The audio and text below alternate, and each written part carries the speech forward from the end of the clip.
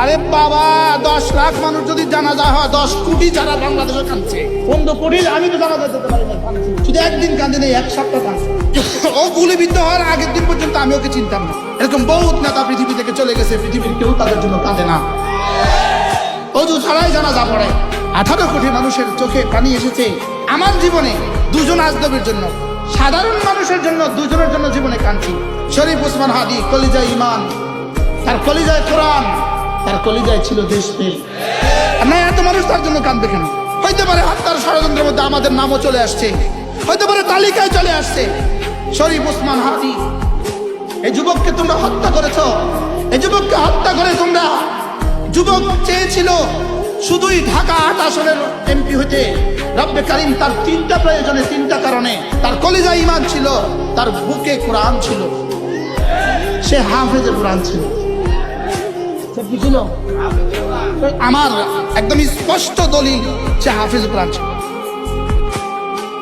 গত পরশু আমার ঢাকা যেখানে বয়ান ছিল, ওই মসজিদের ইমাম, সাবার কি মসজিদ বলে এটা, কি সাবার মডেল মসজিদ, ওই মসজিদের ইমাম শরীফ হাদির বন্ধু, তারা একসাথে দাখিল আলেম পাস করেছে।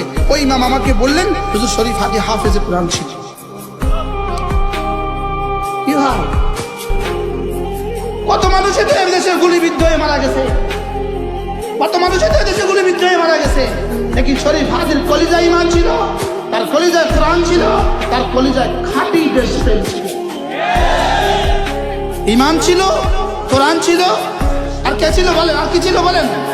না, পেট প্রেম ছিল না, দেশ প্রেম ছিল। ইমান ছাড়া না, ইমান সহ, কোরআন ছাড়া না, কোরআন সহ।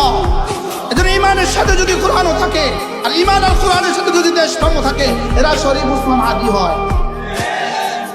এরা কি হয়? এরা খালিদ ইবনে ওয়ালিদ হয়, এরা তারিক বিন জিয়াদ হয়, এরা মুসা বিন উকবা হয়, এরা শরীফ ওসমান হাদি হয়। এরা কি হয় বলেন? আজ ইমান ছাড়া, কোরআন ছাড়া, এরকম বহুত নেতা পৃথিবী থেকে চলে গেছে, পৃথিবীর কেউ তাদের জন্য কাঁদে না।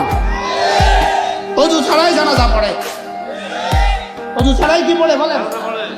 অজু ছাড়াই জানাজা পড়ে। হ্যাঁ, জানাজা অনেক মানুষ হইতে পারে, অজু ছাড়াই হয়। ঠিক 18 কোটি মানুষের চোখে পানি এসেছে আমার জীবনে, দুজন আজনবীর জন্য, দুজন আজনবী। আল্লামা হযরত নানুপুরি আমাদের জন্য কাঁদছি, হয়তো হাফিজের জন্য কাঁদছি রাহমাহুল্লাহ, আল্লাহ ওয়ালাদের জন্য কাঁদছি, আহমদ শফির জন্য কাঁদছি, জুনায়েদ বাবু নগরের জন্য কাঁদছি। স্বাভাবিক না অস্বাভাবিক? সাধারণ মানুষের জন্য, দুজনের জন্য জীবনে কাঁদছি। 1983 সালে শহীদ প্রেসিডেন্ট জিয়াউর রহমানের জন্য কাঁদা আসছে আমাদের 81 সালে, আর ওসমান হাদির জন্য আমাদের চোখে পানি আসছে।